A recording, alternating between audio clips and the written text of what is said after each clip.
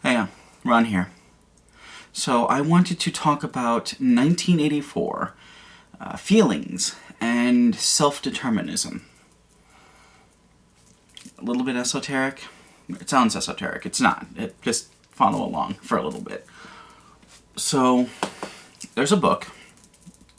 It's called 1984. I'm sure all of you are familiar with it, and I'm going to be talking about it as though, you are. Kind of. I'll explain things if I feel like they need to be explained. So, in 1984, as I'm presuming you know, there's an organization called INGSOC, which is the English Socialist Party, but are authoritarian bastards. The book, 1984, is explicitly about authoritarianism. Not fascism. That's a common misconception. It's not about fascism.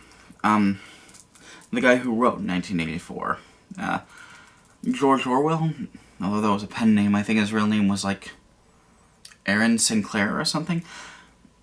He had said that he believed the word fascist had become meaningless because people had applied it so broadly that even schoolyard bullies had become fascists. So he started... Well, he was an anarchist, for starters. So he started talking about this different idea, a different set of things that we could point out and say these are the bad things, and that is authoritarianism. People taking authority where, they didn't have any right to.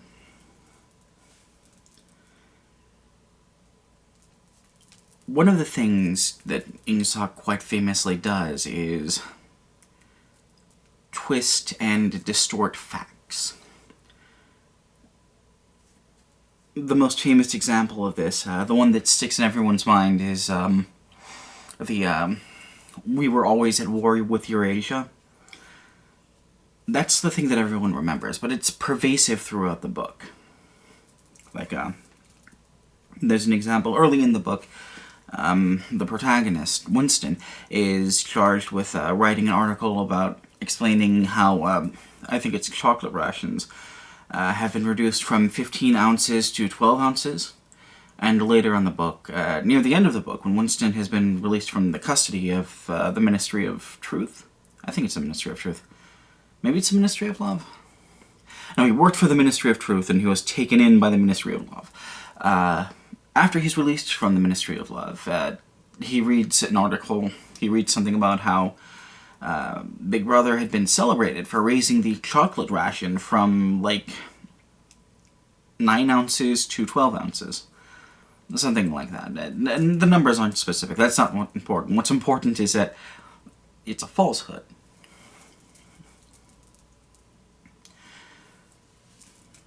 And another example, maybe the most pertinent example. While Winston is being tortured by O'Brien and the Ministry of Love, O'Brien produces a poster. I think it's a poster. I always imagined it as a poster. That details some facts that are contrary to things that had been officially written down. This piece of paper would prove that all of Big Brother, all of the INGSOC, is full of shit. At least in this one area. It will be a chink in the armor. And Winston had seen this before because he'd been ordered to destroy it. Which he did. But then O'Brien produces it again and destroys it again. And he tells Winston that the thing that he literally just saw didn't exist. And that he had no way to prove that it existed. So saying that INGSOC uses falsehoods is not untrue, but I think that there's a better way of putting it. As far as INGSOC is concerned, facts do not care about your feelings. And I say this for a very specific reason.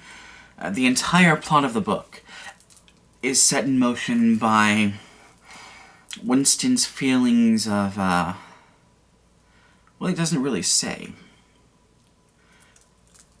That's the really neat part of it, actually. The beginning of the book, the entire beginning of the book, like the first fifth of the book, is about how Winston feels like there's something wrong with the world, something he can't quite put a name to. And the entire plot of the book is set in motion by these feelings.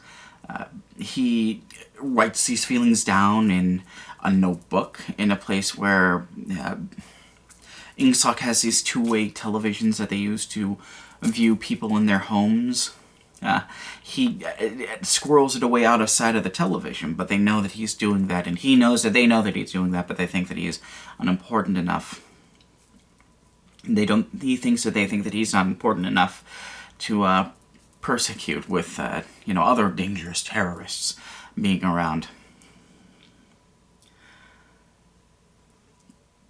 That's not the case, clearly. But,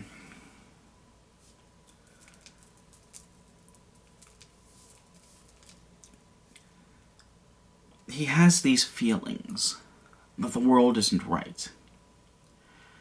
And those feelings, importantly, those feelings persist, despite the fact that he doesn't know how to express them properly, just that he knows something is wrong.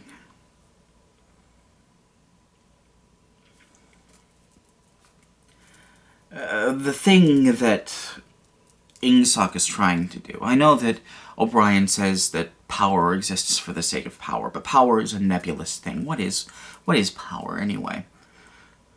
What Ingsoc is trying to do, or at least what we can understand them as trying to do, is reduce how people make decisions in such a way that there is no way for them to make a decision that does not benefit the party, that does not benefit Ingsoc. And in this book, 1984, we see why that doesn't work. Why that won't work. Because people aren't stupid. Even if they don't know how to say it, they know when they're being fooled. Even if they don't know how to express it, they know when they're being taken advantage of. And if you're the proverbial big brother, then you damn well bet they know who's doing it.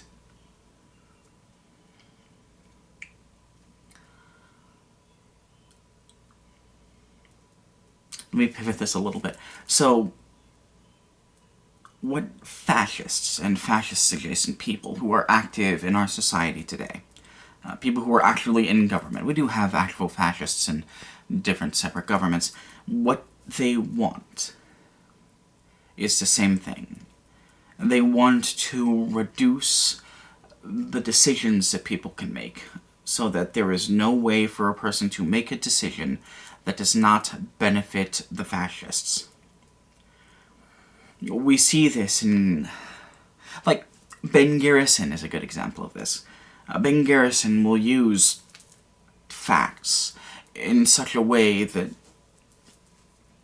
it is advantageous to him whether or not people declare it as being false or understand it as being true.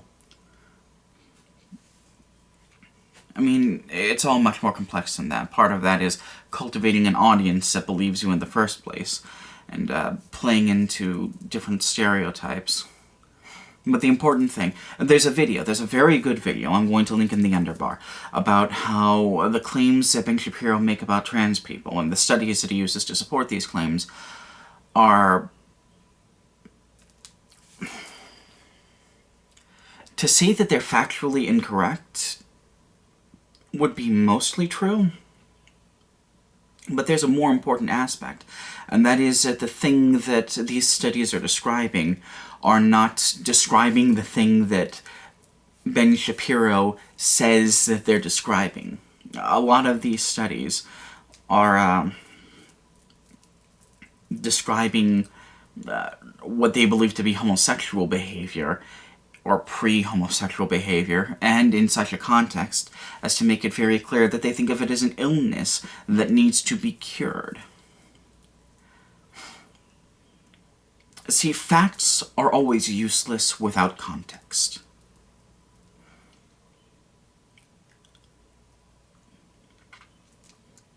If I told you the sky was blue, that would tell you something. It isn't just something that's obvious, because the sky isn't always blue. Sometimes it's gray, sometimes it's dark, sometimes it's red and violet.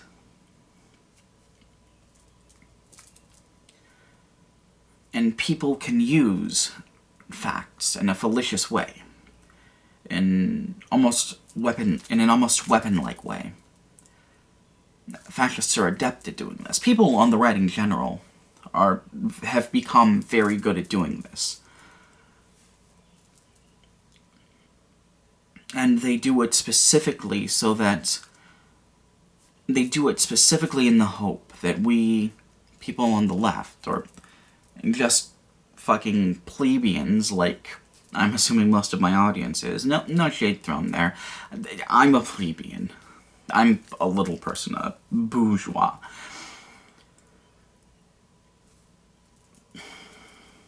They do that in the hopes that we will only make certain decisions. And they're helped along. A lot of people do make those decisions. But we have to learn not to do that. Feelings are important, and the reason that I brought up feelings is that feelings are always a response to something. Pain is always a response to something. Even imaginary pain tends to be a response to an injury that you used to have. Psychological pain is the same. It is a response to something. A person does not describe themselves as being hurt for no reason. Even in cases where people do actually claim themselves to be an injured or aggrieved party for no reason, there are psychological reasons that people do that.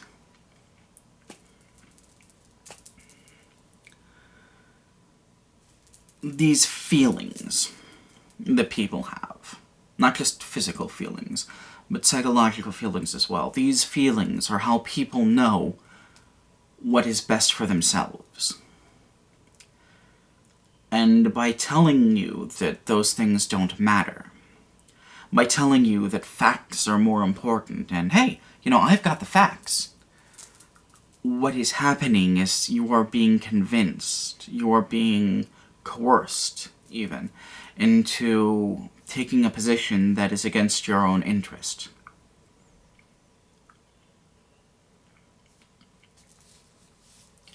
And I'm not saying that everyone falls for this. A lot of people don't fall for this, because people aren't stupid. But some people do. Some people want a place to belong. Some people have been fed this rhetoric since they were very little. It's very common in our society. Some people are just getting paid good money to follow along.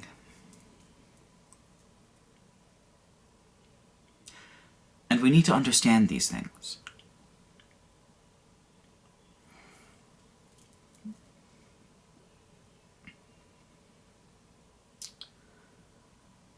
Because if we don't understand these things, then it's going to make it a lot harder to confront people on the right. To confront the fascists and the fascists adjacent people, and eventually the neoliberal capitalists who are in charge of the hellscape in which we all live.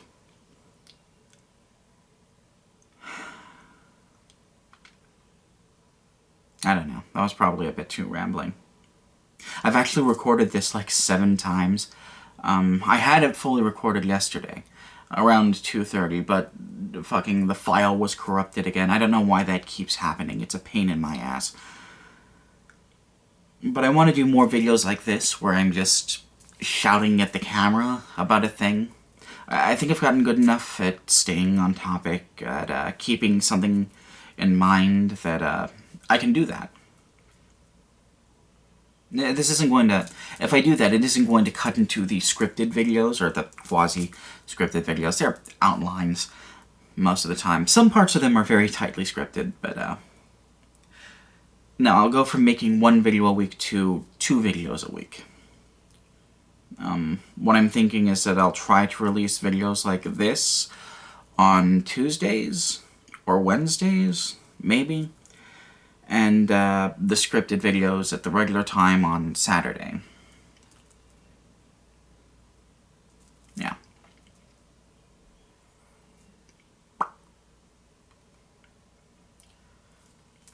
I don't know, I'm trying to take this being on YouTube thing more seriously.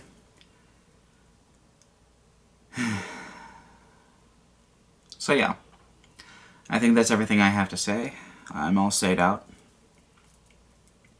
Next video, like I said, and a couple of other videos, is going to be about how fake anarchist capitalists do not understand free speech. But it's not exactly going to be about free speech. I'm going to talk about free speech at length, but the thing is, like, if I can give the game away a little, the thing is that they conflate free speech and free association, and that's the thing that I'm going to rip into tiny pieces. So yeah. Until we get there, take care of yourselves, alright?